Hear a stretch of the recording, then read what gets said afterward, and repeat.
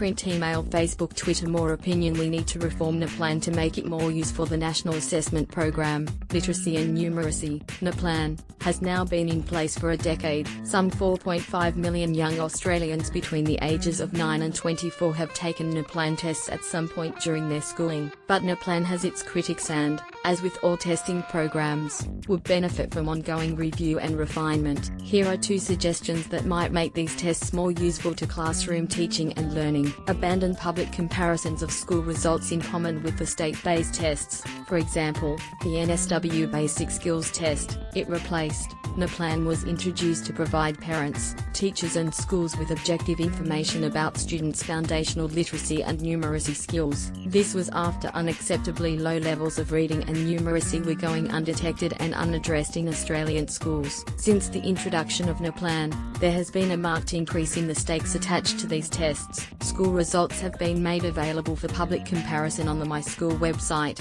Some schools even use NAPLAN in their marketing and student selection processes. Other schools and school systems use NAPLAN to hold teachers and school leaders accountable for improvement, including making test results part of performance reviews. And there have been proposals to make NAPLAN results the basis of teacher performance pay and financial rewards for school improvement. As a result, parents, teachers and schools now place greater importance on NAPLAN results in comparison to the earlier state-based tests. This has led to reports of inappropriate levels of practice testing and increased student test anxiety.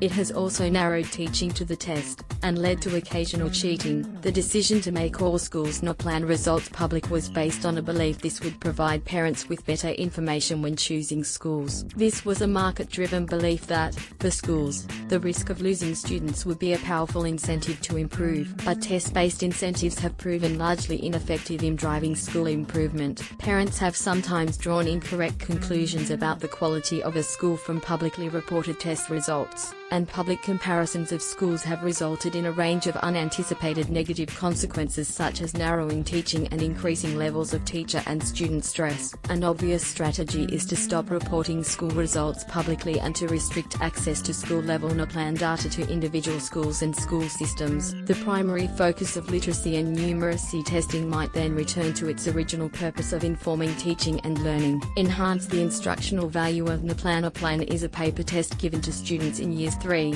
5, 7 and 9, although this year some schools will administer the test online for the first time. The instructional value of these tests appears to be limited in several ways, because common year-level tests are too difficult for some students in each year level and too easy for others. NAPLAN provides little information to guide the teaching of these students. Because the marking of paper tests is a time-consuming process, results are provided many weeks after testing, limiting their usefulness to teaching. NAPLAN tests include only a few items on each literacy and numeracy skill and so are of limited diagnostic value for individual students. The delivery of NAPLAN online, being gradually implemented from this year, offers an opportunity to address these limitations. The first step is to continue to get rid of fixed, year-level tests and fully replace them with online adaptive tests. In adaptive testing, students are given test questions that are directly targeted to individual student skill levels. Adaptive testing provides more precise information about the points individuals have reached in their learning,